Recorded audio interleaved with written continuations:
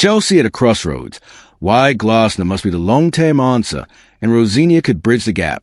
Chelsea Football Club has confirmed that Enzo Maresca has left his role as head coach, bringing an unexpected end to a tenure that began with promise but fizzled amid poor form and internal tensions. The decision, announced on New Year's Day, follows a run of just one win in 7 Premier League games that saw the Blues slip to 5th in the table and expose deeper issues behind the scenes at Stamford Bridge. Reuters +1. Maresca's 18-month spell started strongly. He guided Chelsea to Champions League qualification, secured the UEFA Conference League, and lifted the FIFA Club World Cup.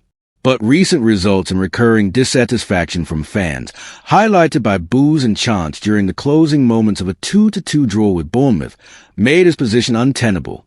Reports suggest a growing breakdown in relations with Chelsea's hierarchy was also a decisive factor in his departure. Reuters.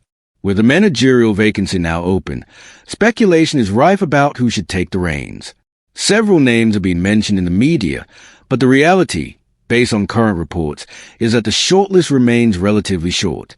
One candidate that has quickly risen to prominence is Rosenior, the 41-year-old currently managing Strasbourg, a club within the Chelsea ownership group's wider network. ESPN.com. Rosenior's stock has risen over the past year thanks to impressive work at Strasbourg, where he guided the Ligue 1 side competently and even saw success in European competition. Because Strasbourg and Chelsea share ownership structures, Rosenior is seen as a natural, if somewhat short-term, fit, someone who understands a broader BlueCo vision and might instill stability quickly without demanding excessive adjustment time. Yet while Rosenior is a compelling short-term option, there's a growing case among supporters and pundits that he should be viewed as a bridge, not a permanent solution. That's because the manager Chelsea really needs, someone with proven tactical acumen, experience navigating the constant heat of Premier League scrutiny, and the credibility to attract elite talent, is Oliver Glasner. Glasner's accomplishments at Crystal Palace have been quietly brilliant. The Austrian led Palace to their first major trophy in the club's history by winning the FA Cup, and later followed that up with a Community Shield triumph against strong opposition. His work in London has underscored not only his tactical flexibility, but also his ability to galvanize players and instill belief in a squad often overlooked by the media's big-name narratives. ESPN.com.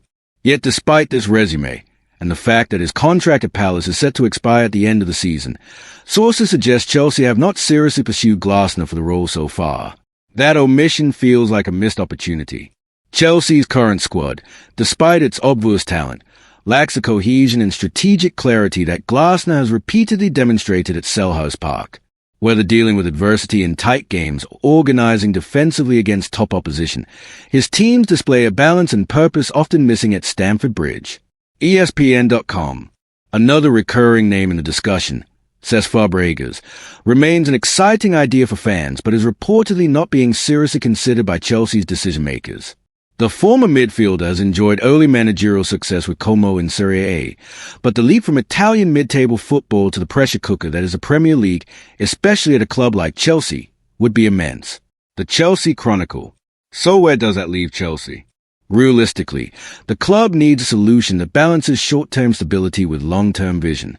Hiring Rosenior now would provide a steadying influence, maintain continuity with the existing squad, and buy time for the club to secure Glasner's services when his contract permits. In many ways, it's a pragmatic choice. Rosenior is capable, familiar with the club's structures, and unlikely to disrupt the dressing room. At the same time, positioning Glasner as a definitive long-term boss, starting in the summer, would demonstrate ambition and make a statement about Chelsea's intent to build something resilient and coherent rather than reactive and short-sighted. Chelsea's recent managerial history illustrates the danger of short-term thinking. In the last few years, the club has gone through a procession of head coaches, each with different philosophies and only slightly longer tenures than their predecessors, leaving the squad without a clear identity.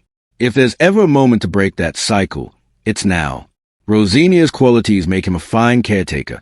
Glasner's achievement position him as a transformational leader. Together, they represent a path that blends continuity with evolution. In the end, Chelsea must decide not just who manages a team next, but what kind of club they want to be. Choosing Glasner as a long-term appointment, with Rosenior as a well-judged interim, could provide the strategic reset Stamford Bridge so clearly needs. Let me know what you guys think in the comments below.